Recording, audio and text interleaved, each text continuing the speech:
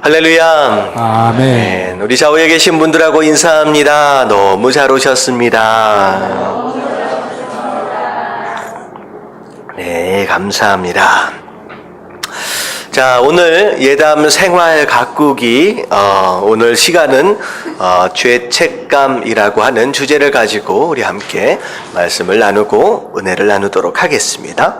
자, 교재를 보시면 죄책감 밑에, 옆에, 위에를 보시면 먼저 읽기가 좀 나와 있는데 우리 같이 한번 읽어보도록 할게요.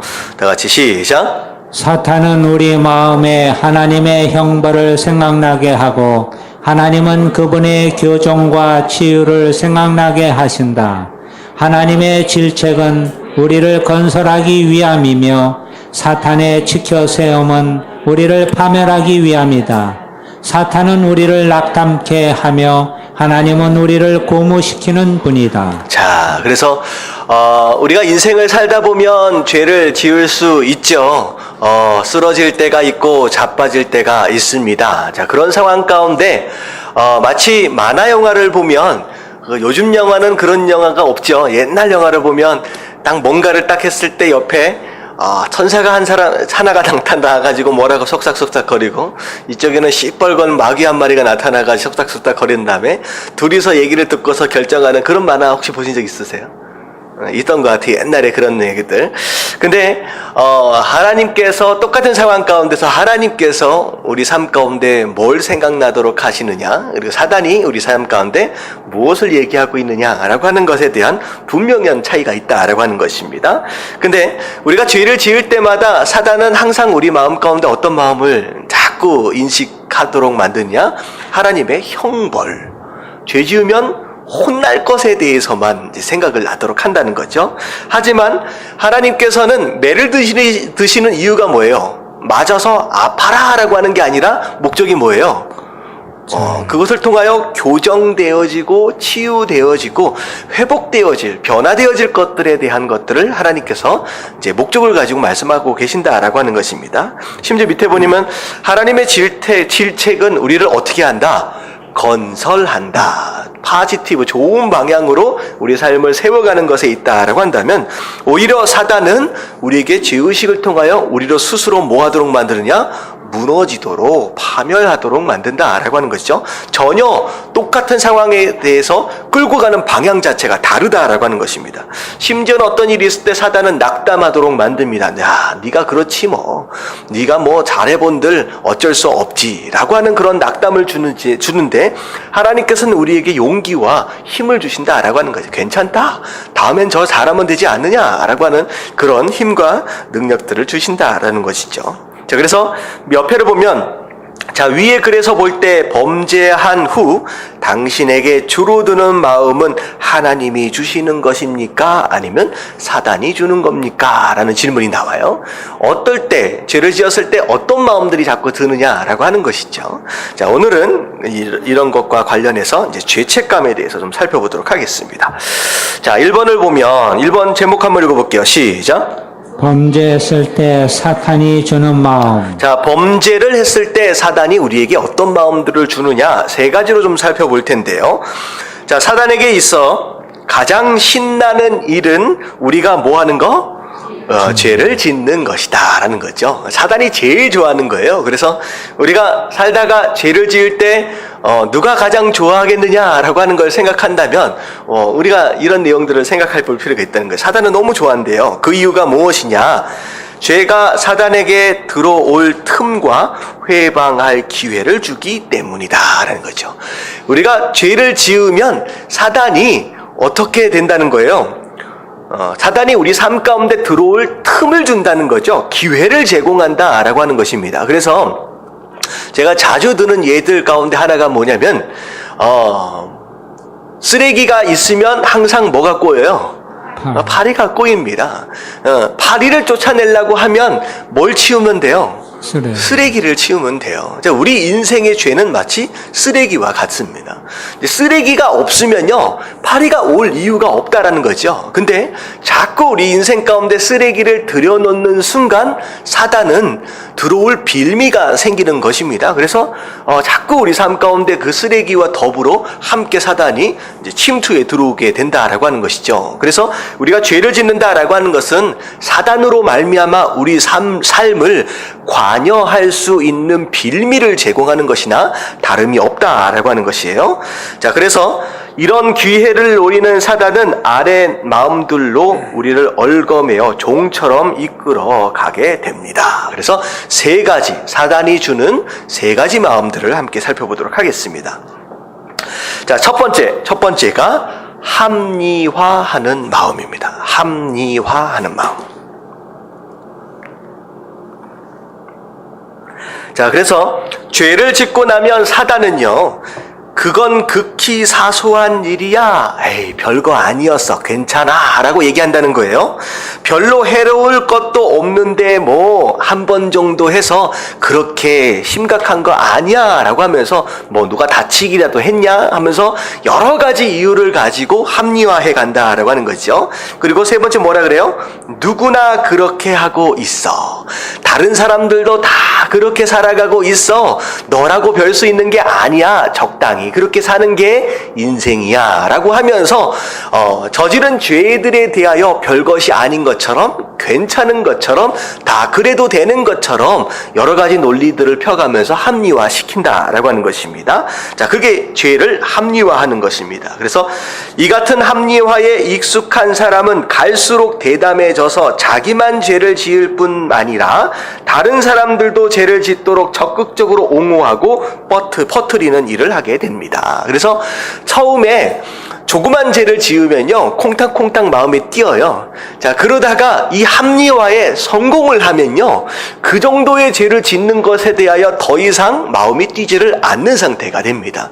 자, 그렇게 되면 어떤 죄들을 짓게 되느냐? 그것보다 좀 더 큰 죄를 짓게 되는 것이죠.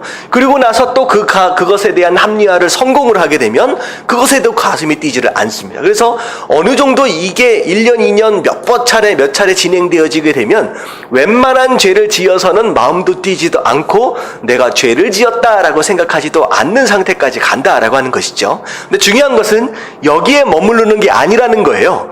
자, 나중에 어떻게 되는 거예요? 나뿐만 아니라 다른 사람들 또한 함께 죄를 짓도록 하기 위해서 오히려 옹호하고 괜찮아 하는 사단의 편에 서는 어떤 그런 모습들이 등장한다라고 하는 거예요. 자, 그래서 로마서 1장 32절을 함께 읽어보도록 하겠습니다. 자, 다 같이 시작. 그들이 같은 일을 행하는 자는 사형에 해당한다고 하나님께서 정하심을 알고도 자기들만 행할 뿐 아니라 또한 그런 일을 행하는 자들을 옳다 하느니라. 예, 딱 그 말씀이죠. 분명히 죄를 지으면 죽을 것이다, 사형이다 라고 하는 것을 알았다는 거예요. 근데 알고도 어떻게 했어요? 죄를 지었다. 근데 죄를 짓는 것에 머무르는 게 아니라 그 일을 다른 사람도 해도 할 수 있도록 하기 위해서 괜찮아, 그거 해도 좋다라고 이제 이야기를 하며 이제 유혹한다라고 하는 것이죠. 그래서 자, 이런 겁니다. 결국은 사단이 죄를 지음으로 말미암아 어떻게 돼요? 이제 사단의 결론은 어디로 가는 거예요? 지옥으로 가서 멸망을 당하는 것입니다. 사단은 결론이 나버린 거예요.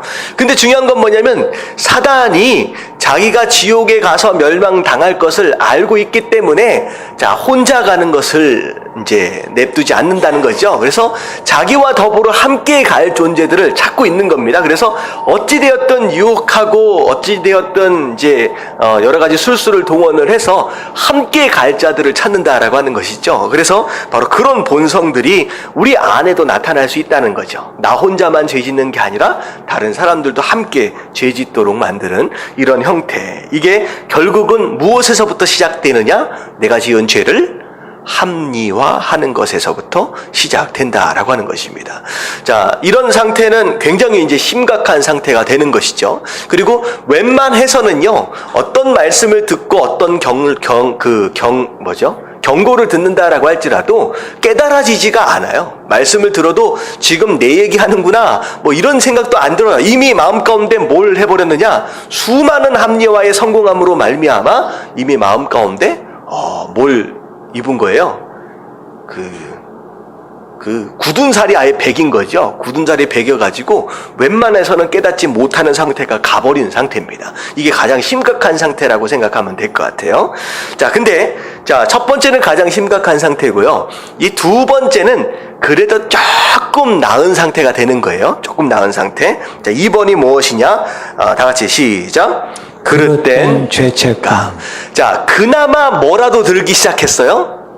죄책감이라도 내가 잘못했구나라고 하는 마음이라도 들기 시작했다는 거예요. 여러분들 1번과 2번은요 어떻게 보면 2번도 좋은 방법은 아니에요. 분명히. 근데 1번과 2번은 굉장한 큰 차이가 있습니다. 저는 요즘에 가장 심각한 문제는요 오히려 2번까지도 가지도 못했어요. 오히려 뭐에 있어요? 1번에 있습니다. 1번에 있습니다. 오늘날 교회 안도 마찬가지고 교회 바깥에도 마찬가지고 가장 심각한 문제는 죄를 지었음에도 불구하고 죄에 대하여 인정해요 안 해요? 안 한다라고 하는 것에 있다는 거죠. 과거에는요 예배 시간이든 그 어떤 시간이든 내가 말씀대로 살지 않는 것에 대하여 드러내는 것에 대하여 최소한의 부끄러움이라도 있었던 시대가 있었습니다. 최소한. 자, 그랬을 때는 야 이러면 안 되는구나 라고 하는 것을 마음속이라도 알고 있는 거예요. 근데 요즘에는 어떻게 살아요? 내가 말씀대로 살고 있지 않다라고 하는 것을 과감하게 드러내는 그 자체를 뭘로 여기느냐? 쿨하다고 여기는 거예요. 쿨, 멋있어 보이는 거예요. 마치 제가 말씀드린 것처럼 영적인 사춘기. 애들은 어때요? 애들은 자기 위의 권위에 대하여 과격하게 도전하는 거에 대해서 영웅 심리를 느낍니다. 그래서 어렸을 때 애들 때에는요 부모님에 대하여 학교 선생님에 대하여 반항하는 그 모습 자체를 친구들 앞에서 과감하게 보이는 것으로 말미암아 친구들로부터 무슨 대접을 받느냐? 영웅 대접을 받는 거예요. 이야 용감하네. 야 그렇게도 할 수 있어? 와 쿨하다. 야 멋있다. 근데 오늘날 우리 시대, 이 시대의 수많은 성도들과 수많은 이제 사람들이 이런 상태에 빠져 있는 거예요. 영적인 사춘기에. 그래서 죄를 짓는 거에 대해서 나는 오늘 뭐 했어? 야구 얘기하는 거에 대해서 밝히는 거에 대해서 뭐처럼 생각하느냐? 마치 영웅 심리처럼 다 대단한 것을 용기 있게 한 것처럼 그렇게 되는 시대가 됐습니다. 다시 말하면 최소한의 뭐도 없어요. 죄책감도 느끼지 못하는 시대에 왔습니다. 여러분 저는 이게 굉장히 심각한 문제라고 생각을 합니다. 저는 그랬던 것 같아요. 예전에 예배를 드릴 때 졸잖아요. 그러면 안 졸라고 뿌락뿌락 이를 갈고서 막 불다가 어쩔 수 없어. 그러다가 그런 느낌 아세요? 그냥 순간적으로 눈알이 위로 확 올라가는 느낌. 그러면 뚝 떨어지는 그런 느낌 있잖아요. 그러면 막 하다가 뚝 떨어진다 딱 하면 누군가 봤을 거라는 거죠. 그 얼마나 창피하고 그 순간 등에 뭐래요? 식은땀이 샥 흐르면서 잠깐 잠이 확 달아났다가 다시 그 잠이 확 오면서 또 이걸 반복하는 제가 그런 느낌이 있었던 것 같아요. 그 당시에는요. 제가 어렸을 때만 해도요. 예배 시간에 조는 것 자체를 부끄럽게 생각했습니다. 아니라고 생각했어요. 그러면 안 된다고 생각했어요. 근데 요즘엔 어때요? 괜찮은 거야. 그것에 대해서 뭐라고 얘기하는 사람 보고 사랑이 없다라고 생각하는 거예요. 여러분들 이건 아니에요. 여러분 깨달아지시길 주님의 이름으로 축원합니다. 여러분 잘못한 건 잘못한 거예요. 잘못한 것을 잘못하지 않는 것처럼 쿨하게 얘기하고 담대하게 얘기하는 것은요, 그것은요 영웅이 아니라 혼나야 할 사람이라는 거죠. 여러분들 그런 짓 하지 마시게 되길 주님의 이름으로 축원합니다. 최소한 잘못하면 깨달아질 줄은 알아야 된다는 거죠.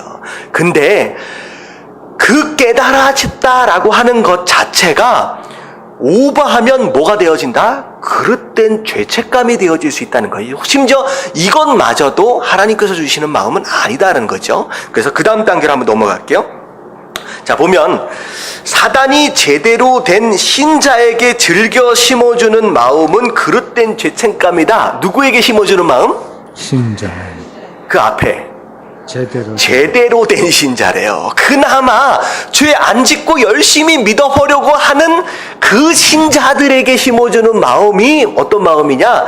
잘못된 그릇된 죄책감일 수 있다라고 하는 것이죠. 자, 그래서 그 다음 넘어가면, 자, 시편 51편 17절 말씀 같이 한번 읽어봅니다. 시작.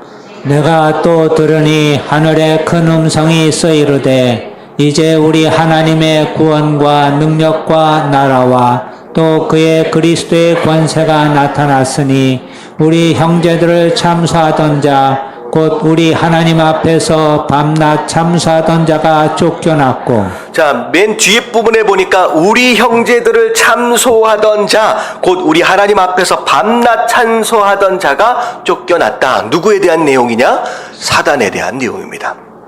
사단의 이름은 참소하는 겁니다. 참소하는 자. 사단의 일이에요. 네가 뭘 잘못했다. 네가 뭘 잘못했다. 마치 오늘날 법정에 서 있는 누구와 비슷하냐면 검사와 비슷합니다. 검사 같은 거예요. 넌 뭘 잘못했고 너는 뭘 잘못했고 잘못한 것에 대하여서만 생각나도록 하고 그것 때문에 마음 아프도록 하는 것이 사단의 일이고 그게 우리 마음 가운데 이제 치명적인 독이 되어질 수 있다라고 하는 것이죠.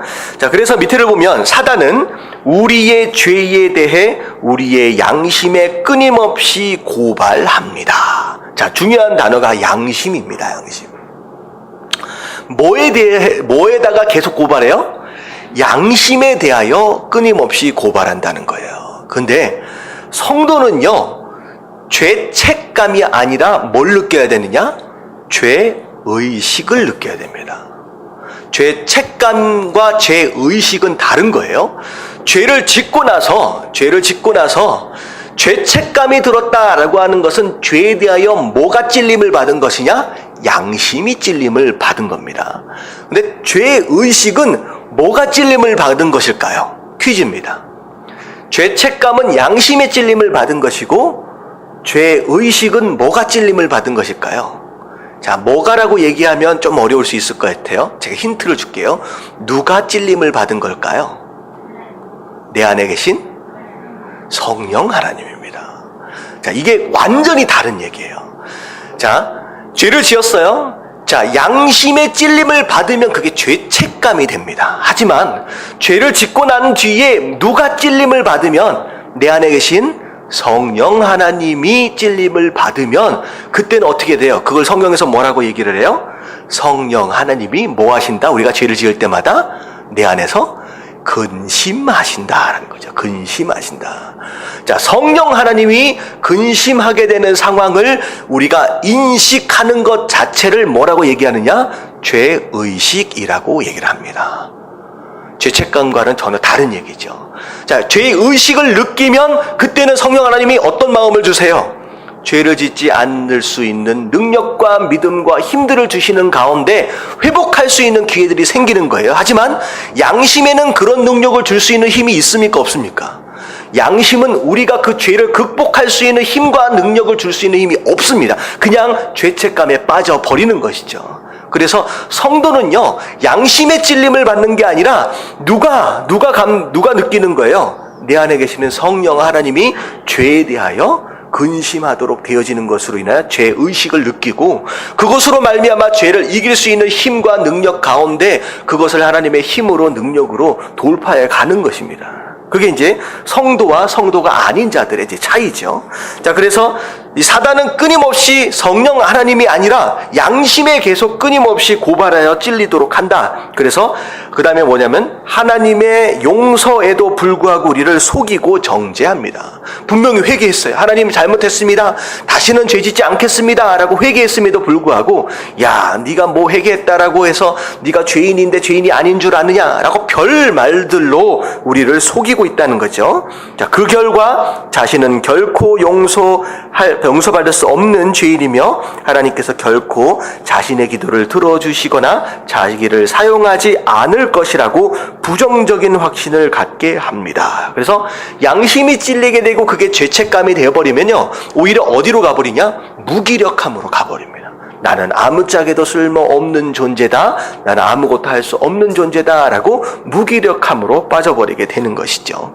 혹시나 내가 무슨 죄로 인하여서 이런 무기력감 가운데 빠져있다라고 하는 것은 곧 무엇을 의미하느냐? 이 마음은 하나님이 주신 게 아니라 누가 주신 것이다? 사단이 주는 것이다는 거죠.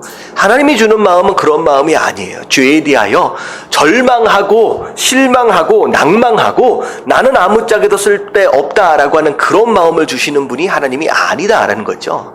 자, 이 얘기를 제가 해드리는 이유가 뭘까요? 내 마음 가운데 그런 마음이 들어온다라고 한다면 어떻게 알아? 어떻게 알아?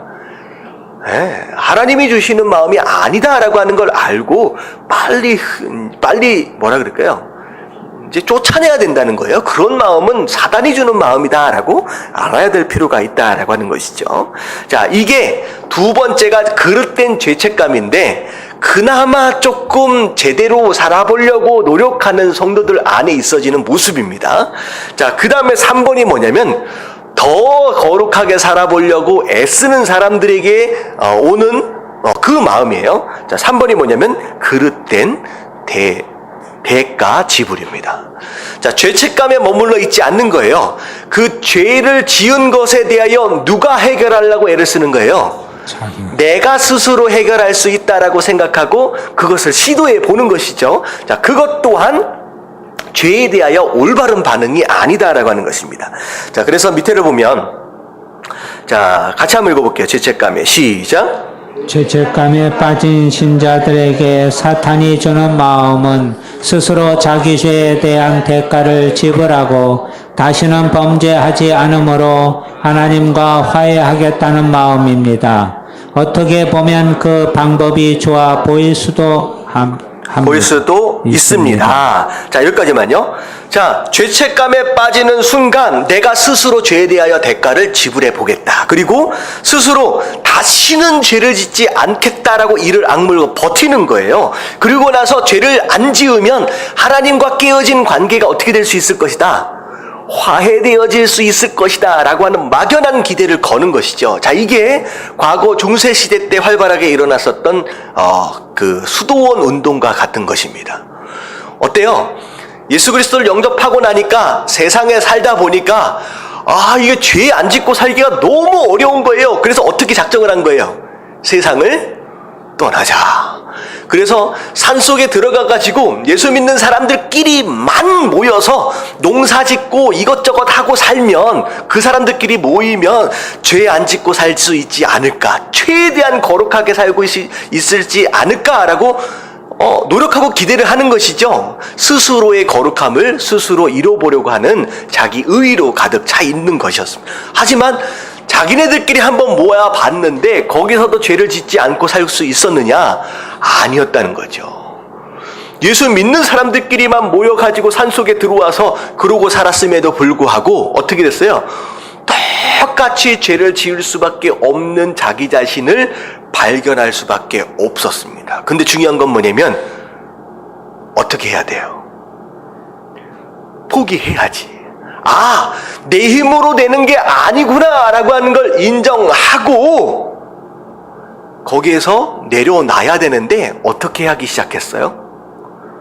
마치 예수님 당시의 바리새인들처럼 우리는 죄 안 짓고 살아요 라고 흉내를 내기 시작했다는 거죠.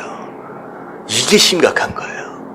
수도 안에 들어와서 자기네들끼리 모여가지고 안 보는 데에서 수도 없이 죄들을 짓고 살고 있음에도 불구하고 세상 사람들이 볼 때에 그래도 나는 여기 있으니까 거룩하지 라고 하면서 그들의 죄를 숨기기 시작하면서 살았다라고 하는 거죠. 똑같이 예수님 당시에 바리새인들의 모습과 같았다는 거죠. 그래서 실제로 그런 일이 있는지는 제가 가보지 않아서 모르겠는데 수녀원이나 이런 데를 가면요 지하에 아기 무덤들이 있었다고 합니다. 원래 수녀들은 결혼하면 안 되는 거였잖아요. 그들 스스로 그런 제도를 정해놓는데 그것마저도 그들 스스로 지킬 수 있는 능력이 없는 거예요. 그래서 아이를 낳는데 이걸 낳아서 키울 수 있어요? 없어요? 없는 거예요. 그래서 낳자마자 어떻게 해요? 지하에 가서 죽여서 오히려 그것에 대한 무덤들이 있을 정도로 그러니까 오히려 죄를 짓고 있음을 가리기 위해서 더 큰 죄들을 짓는 그런 행태들이 나타날 수밖에 없다는 거죠.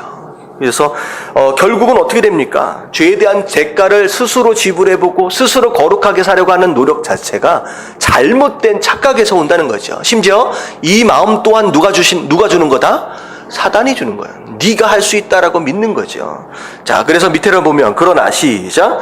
그러나 우리가 이처럼 자기의 의지와 노력으로 죄의 문제를 해결하려고 할 때에는 마치 늪에 빠져 들어가는 사람처럼 더 큰 좌절과 자기 혐오에 빠질 수밖에 없습니다.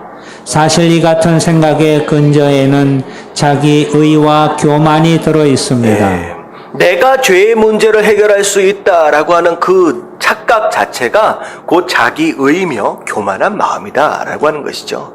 사실은 이 세 번째가요, 기독교의 가장 핵심적인 부분입니다. 죄에 대한 문제를 스스로 해결할 수 없다라고 하는 것이 인정되지 않으면요, 예수 그리스도께서 우리 삶에 들어오실 수 있는 공간이 없는 거예요. 예수님께서 우리 삶 가운데 들어오시면서 가장 첫 번째 하시는 일이 무엇입니까? 뭘 해결하시는 일이에요? 죄에 대한 문제를 해결하시는 거예요. 그런데 내가 스스로 죄에 대한 문제를 해결할 수 있다라고 착각하는 순간 더 이상 예수님께서 내 삶 가운데서 주인으로서 하실 일들이 없는 거예요. 내가 내 의를 지켜가기 때문에. 이 바울 사도도 스스로 얘기합니다. 오호라 나는 곤고한 사람이로다 라고 얘기하면서 어떻게 해요? 끊임없이 싸우는 내 육신의 것과 영적인 것들이 결국은 싸워가지고 자꾸 누가 이기고 있다는 거예요. 육이 이겨요? 영이 이겨요? 자꾸 육이 이기는 거예요. 바울 사도도 해보니까 안 된다라고 얘기가 되는 거예요. 제가 어떤 분 얘기를 들어보니까 이분은 의사 선생님이에요. 의사 선생님인데 일반적으로 의사라고 하는 전문직을 갖게 되면요, 그래도 먹고 살 만큼은 그래도 다 살잖아요. 여유롭게 좀 살 수 있는 전문직인데, 이 의사, 겉으로 볼 때는 너무 단란한 가정이었고 그래요. 근데 어떤 목사님이 그 의사 선생님 부인을 이제 만나게 돼서 같이 상담을 하게 되다가, 그 여자, 이제 부인이 그런 얘기를 하는 거예요. 빚이 너무 많아가지고 먹고 살 길이 없다라고 얘기를 하는 거예요. 그래서 깜짝 놀라는 거예요. 아니, 의사 선생님인데 돈도 제법 벌었을 텐데 아니 왜 먹고 살 길이 없을 정도로 빚을 막 이렇게 지고 있을까? 나중에 알고 보니까 이 의사 선생님이 병원에 그 환자가 오면요, 진료비를 전혀 안 받는 거예요. 진료비를 안 받는 거예요. 그래가지고 어떻게 이렇게 착한 사람이 있을까? 진료비도 안 받고 막 공짜로 막 다 고쳐주고 막 그렇게 하는 거예요. 보험이 없는 사람들도 막 돈 들여가지고 막 고쳐주고. 그러니까 나중에 돈이 하나도 안 벌리니까 오히려 직원들 월급 주고 렌트 주고 하다 보니까 남는 게 없으니까 빚을 계속 지면서 심지어는 지금 가지고 있는 집에서도 털고 나와야 되는 상황이 벌어지는 거죠. 그래서 알고 보니까 이 의사 선생님이 착해서 돈을 안 받는 게 아니었던 거예요.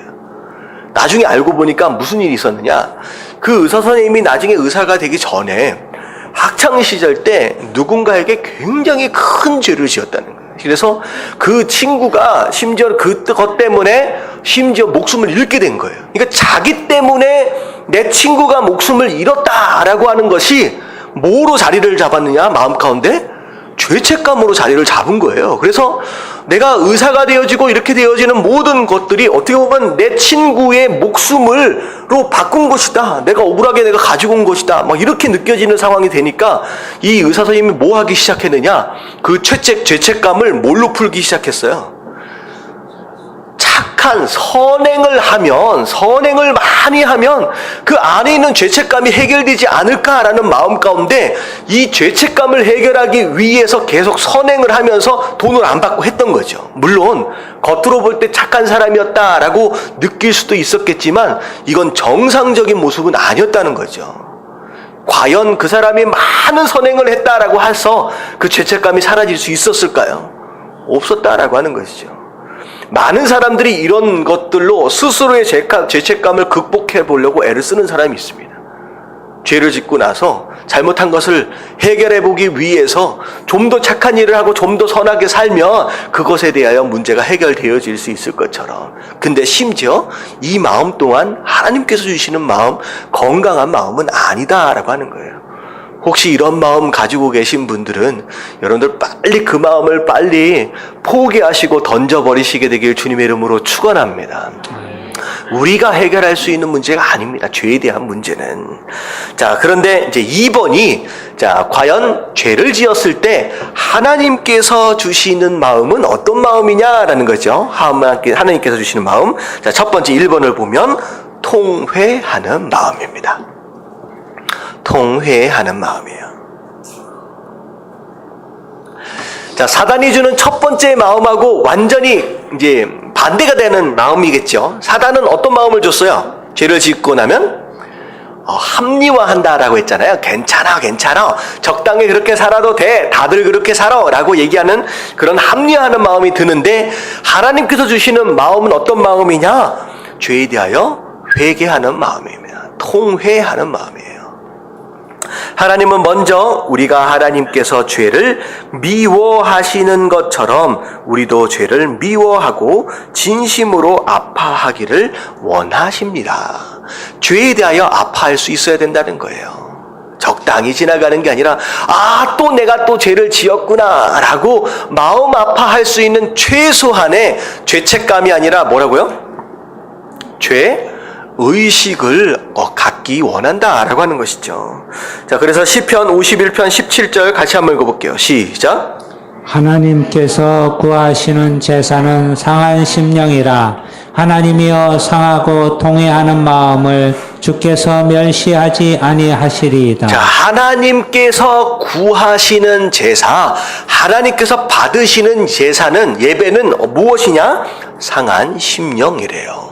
상한 심령. 근데 그 상한 심령을 뭐라고 표현하고 있느냐? 상하고 통회하는 마음이다. 자, 뭐 때문에 상하고 통회해요? 내가 지은 죄 때문이다 라고 하는 거죠. 그래서 우리가 하나님께 기도하며 나아갈 때에 우리가 감사 기도와 더불어 그 다음에 뭐에 대해서 기도해요? 회개하는 기도를 하죠. 하나님, 또 죄를 짓고야 말았습니다 라고 하는 회개의 기도가 항상 들어가져 있는 것처럼 우리의 예배 또한 그런 것이다 라는 거죠. 그래서 예배 때 탁 나왔을 때 가장 먼저 해야 할 기도의 제목은 감사의 기도의 제목이고요. 그 다음에 뭐 해야 돼요? 하나님, 회개하는 기도를 해요.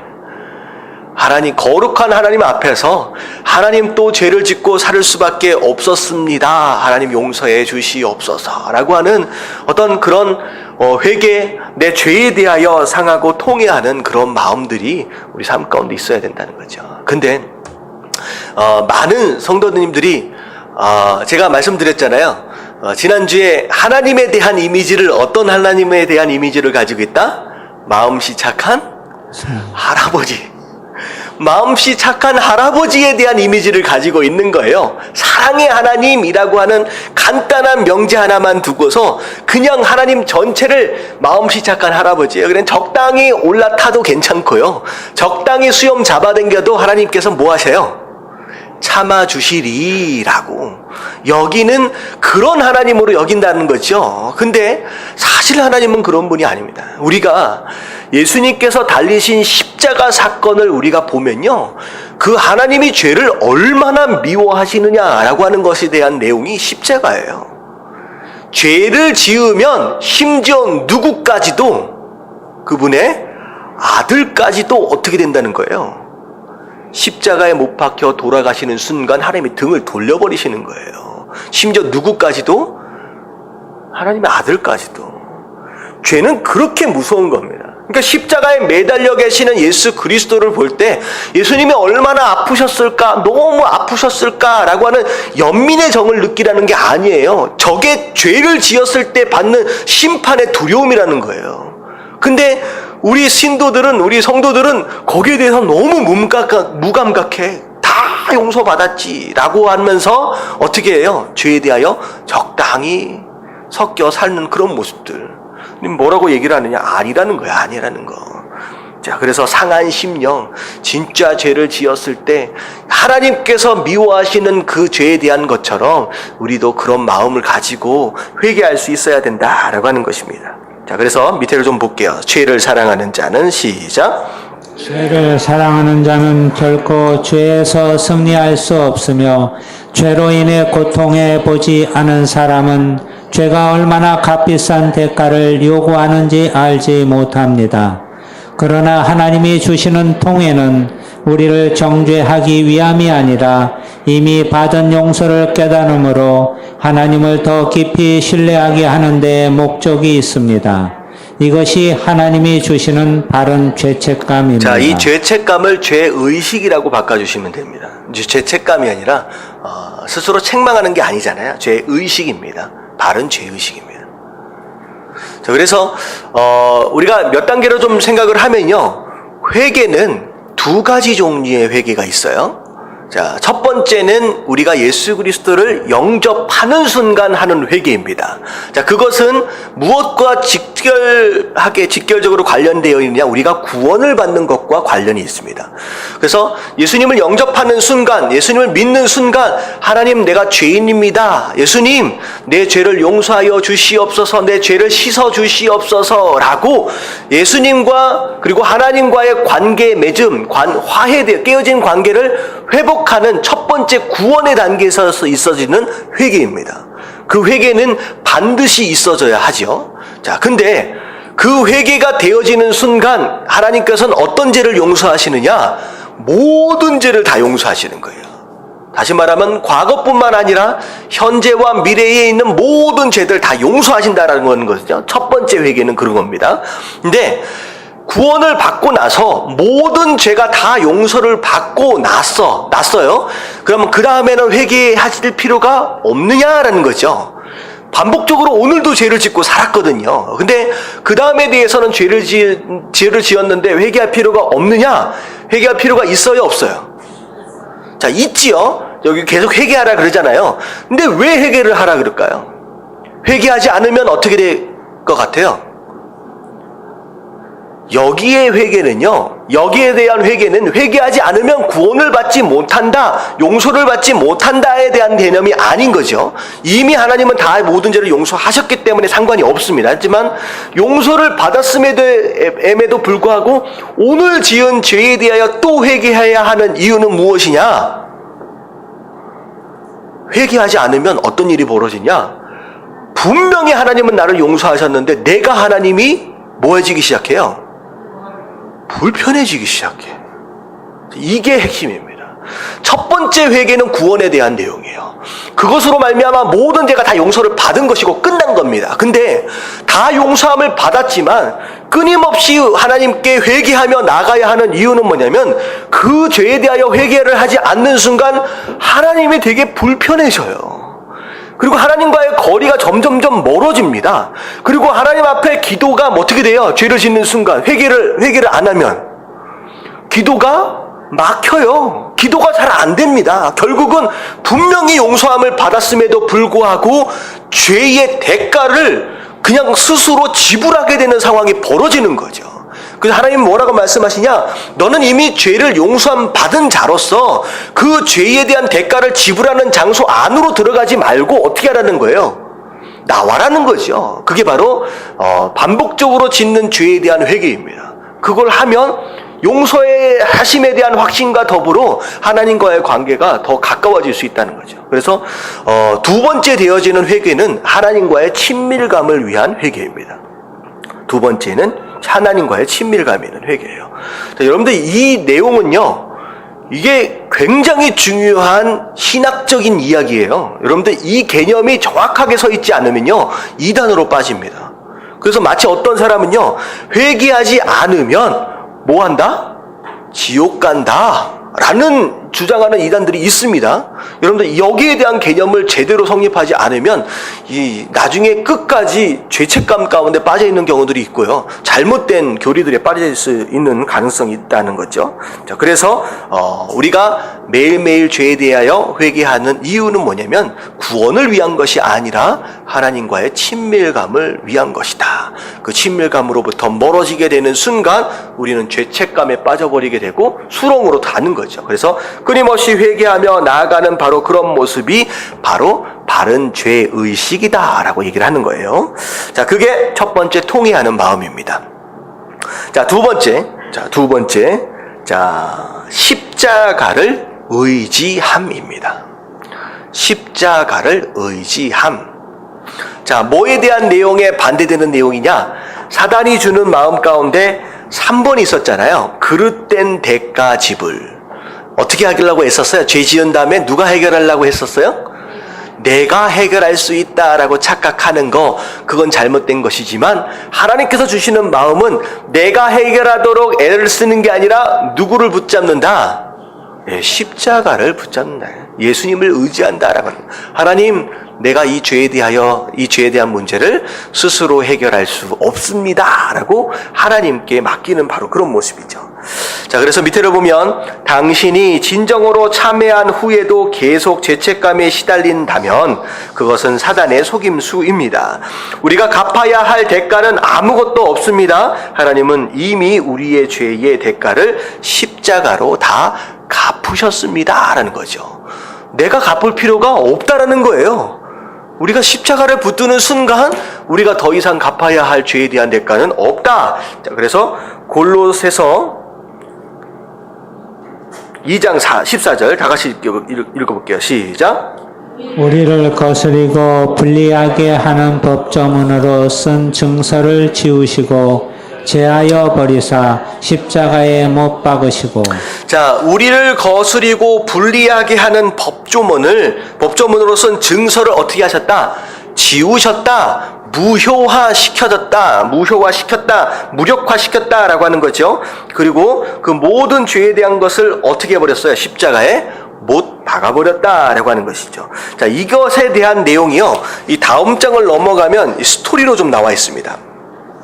자, 다음 장을 한번 넘어오면 이건 먼저 한번 읽어볼게요. 다 이루었다라고 하는 내용인데, 자, 로마 시대의 법정에 피소되어 유죄 선고를 받는 모든 수인에게는 죄목을 항목별로 자세히 기록한 증서가 수감된 감방문에 못질 되어 걸려 있었다. 이제 감옥마다 이 사람이 무슨 죄를 지었는지를 못을 박아놓고 걸어놓는 거예요. 그게 바로 여기서 얘기하고 있는 법조문으로 쓴 증서입니다. 그거 얘기해요. 이 증서는 이 죄수가 그 모든 대가를 다 지불할 때까지 그가 스스로 이송되든지 간에 문 앞에 걸려 있어야 했다. 이 증서를 법조문으로 쓴 증서라고 불렀다. 그리고 이 수인이 형을 다 치르면 그 법조문에 쓴 증서에 텔레스타이라고 써서 그에게 주었다. 그것은 곧 사면서인 것이다. 텔레스타이는 다 지불했다라는 뜻입니다. 그래서 paid off 이런 뜻이에요. paid off. 그래서 다 지불해 버렸다라는 뜻이죠.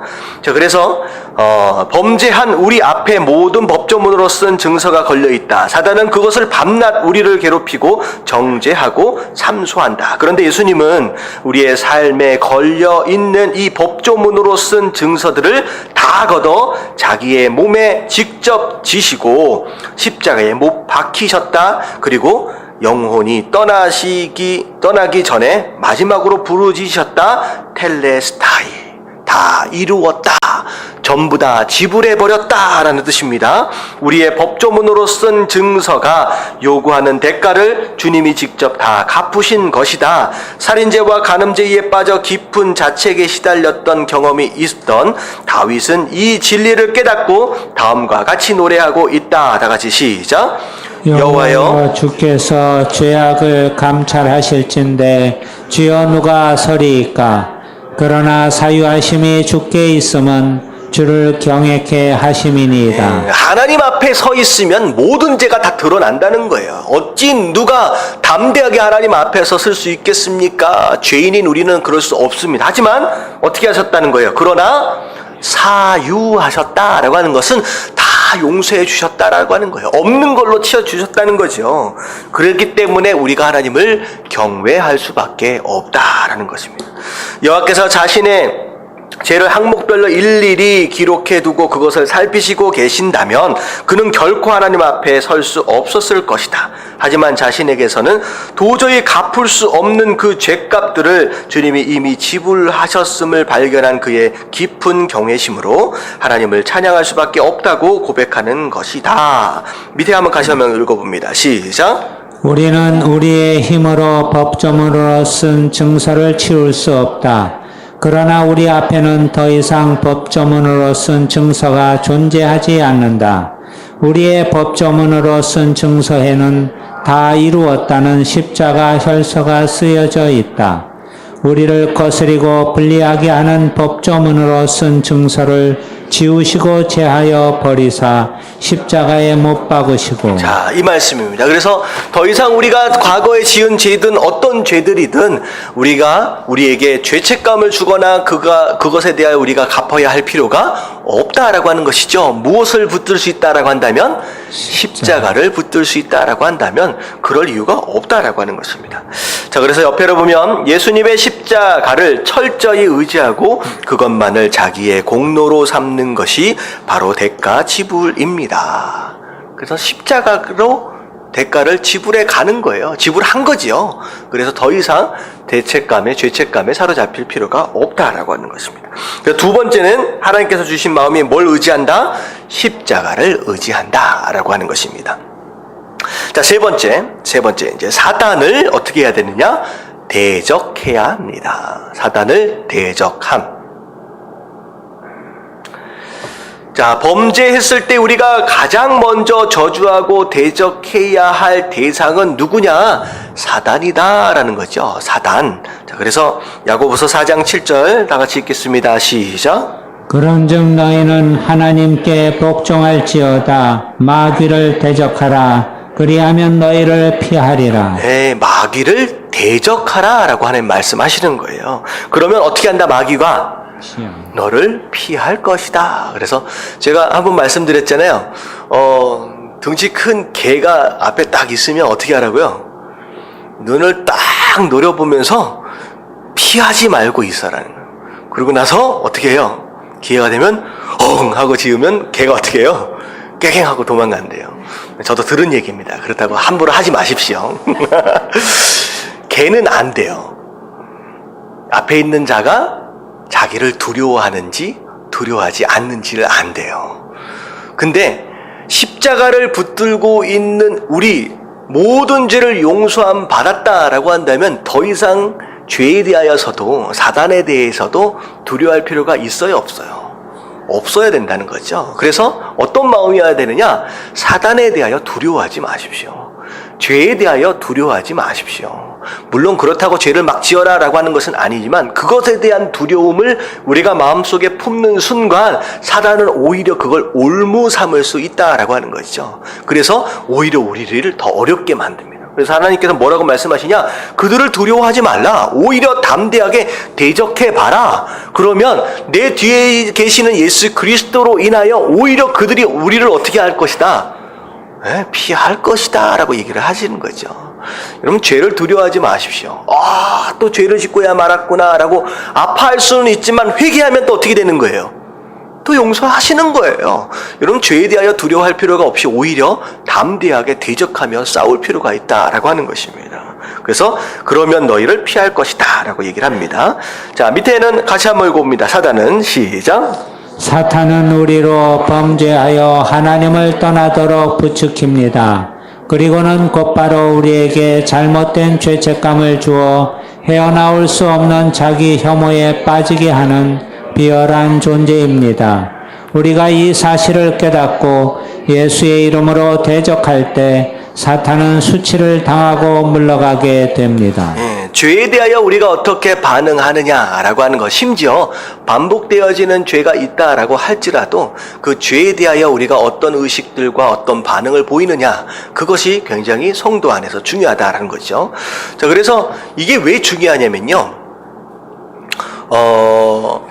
사이좋게 지내는 것보다 오히려 싸우고 나서 어떻게 화해할 줄 아는 것이 훨씬 더 중요합니다. 그래서 결혼 세미나를 할 때 가장 중요한 부분들 가운데가 하나가 뭐냐면 사이좋게 지내느냐가 아니라 어떻게 하는 거? 어떻게 하면 잘 화해하느냐가 굉장히 중요한 몫을 감당하고 있어요. 왜냐하면 안 싸우고 살 수 있어요, 없어요? 그건 쉽지가 않지요. 나는 내가 남편하고 아내랑 살아봤는데 나는 평생 한 번도 싸운 적이 없다 하는 사람 손 한 번 들어보세요. 없잖아요. 어쩔 수 없어요. 왜냐하면 전혀 살아온 배경도 생각도 혈액형도 성격도 다 다른 두 사람이 만나서 어떻게 보면 극단적인 이기주의적인 사람들 두 사람이 만난 거예요. 왜 만났을까요? 처음엔 사랑이 아니죠. 처음엔 뭐에서 만났어요? 그 사람의 뭐 때문에 끌려서, 장점 때문에 끌려서 만난 거예요. 좋아서 만난 거예요. 근데 붙어서 한참 있다 보니까 장점뿐만 아니라 뭐가 보이기 시작하느냐? 결혼해보면 단점이 보이는 거예요. 여러분들 왜 결혼했느냐? 좋아서 결혼했어요. 억지로 결혼한 사람 요즘엔 별로 없잖아요. 옛날에야 얼굴 한번 보지도 못하고 그냥 신방에 들어가서 딱 앉아있더니만 딱 나타난 사람이 내 남편이었더라. 그러고 나서 30년, 50년 산 게 옛날 습관인데 요즘에는 다 연애 결혼하거든요. 억지로 결혼한 사람 있나?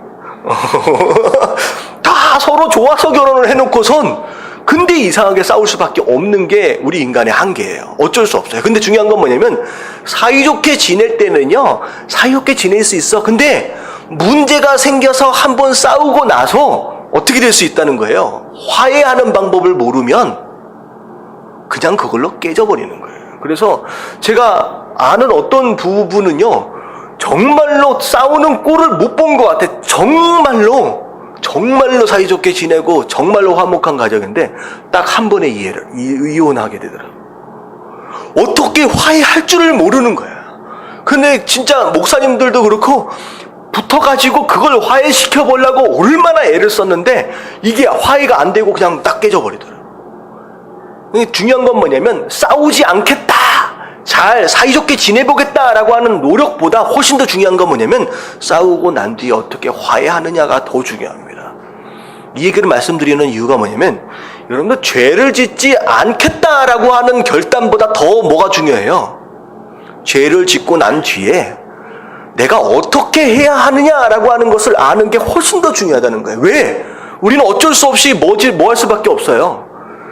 예, 여러분들 인정해야 합니다. 죄를 지을 수밖에 없는 사람들이에요.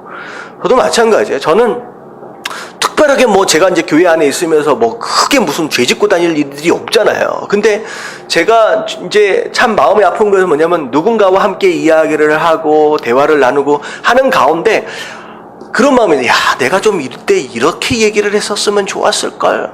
뭐 이런 아쉬움들이 많이 있잖아요. 근데 그런 가운데 어떤 경우에는 너무 속상해가지고, 뭐, 한 이틀 동안 잠이 안 올 때도 있어요. 근데 중요한 건 뭐냐면, 내가 잘못했던 어떤 상황들이 벌어졌던 그 문제를 어떻게, 그 문제에 대하여 어떻게 반응하고, 어떻게 푸느냐라고 하는 걸 아는 것이 더 중요한 것일 수 있다라고 하는 것이죠. 여러분들 어쩔 수 없이 오늘 또 나가는 순간, 생각으로 입술로 행동으로 죄를 지을 수밖에 없다라고 하는 죄인임을 인정하신다라고 한다면 죄에 대하여 어떻게 우리가 반응해야 할지에 대해서 오늘 배운 대로 정말 건강하게 죄를 잘 다스려갈 수 있는 저와 여러분들 되시길 주님의 이름으로 축원합니다. 아멘. 자, 그래서 어떻게 하라 그랬어요? 처음 죄를 딱 짓는 순간 어떻게 하라? 하나님 어떤 마음을 주신다? 죄를 미워하는 마음이 생겨야 돼요. 아, 내가 죄를 지었구나. 하나님 잘못했습니다. 심지어 마음을 찢는 고통들이 이 안에 있어야 합니다. 그리고 나서 어떻게 해요? 그 죄에 대한 문제를 내가 해결해 보려고 대가를 지불려고 애를 써라는 거예요? 아니라는 거예요. 뭘 붙잡아라? 십자가를 붙들어. 하나님, 또 죄를 지을 수밖에 없었습니다. 용서해 주십시오. 내가 해결할 수 있는 문제가 아닙니다. 자, 그리고 나서 어떻게 돼요? 그 다음부터는 어떻게 해야 돼요? 죄에 대하여 또 싸워보는 거야. 내가 이제는 죄를 안 짓겠다라고 결단을 하고 담대하게 또 선포하고 나가는 거예요. 그리고 또 죄를 또 지어. 그러면 또 어떻게 해요? 다시 또 와서 회개하면 되는 거예요. 근데요, 누가 그런 얘기를 하다가, 기독교인들 뭐 죄 짓고 회개하고 죄 짓고 회개하고 죄 짓고 회개하고 그게 뭐냐? 여러분, 그게 쉬운 게 아닙니다. 근데요, 죄 짓고 회개하고 죄 짓고 회개하고 반복되어지는 것 같은 똑같은 상황이다라고 할지라도 여러분들 그 회개 가운데 가슴에 뜨거움과 정말로 아픔이 느껴진다라고 한다면 최소한 이걸 반복하면 할수록 우리가 어떻게 되어져 갈 수 있다는 거예요. 조금씩이라도 예수님을 닮아져 갈 수 있다라고 하는 거예요. 여러분 여기에 좀 소망을 두면 좋을 것 같아요. 금방 변하는 건 아닌 것 같아요. 하지만 끊임없이 하나님 앞에 죄를 가지고 나아가는 이 마음들, 이런 노력들이, 최소한의 노력들이 우리의 삶을 조금씩 하나님과 예수님을 닮아가도록 인도해 갈 수 있는 줄로 믿습니다. 아멘. 우리의 능력이 아니라, 우리의 노력이 아니라, 우리의 힘이 아니라 십자가를 붙드는 바로 그것으로 은혜로 말미암아 있어질 수 있는 성화의 모습이다라는 거. 여러분 그렇게 살아가시길 주님의 이름으로 축원합니다.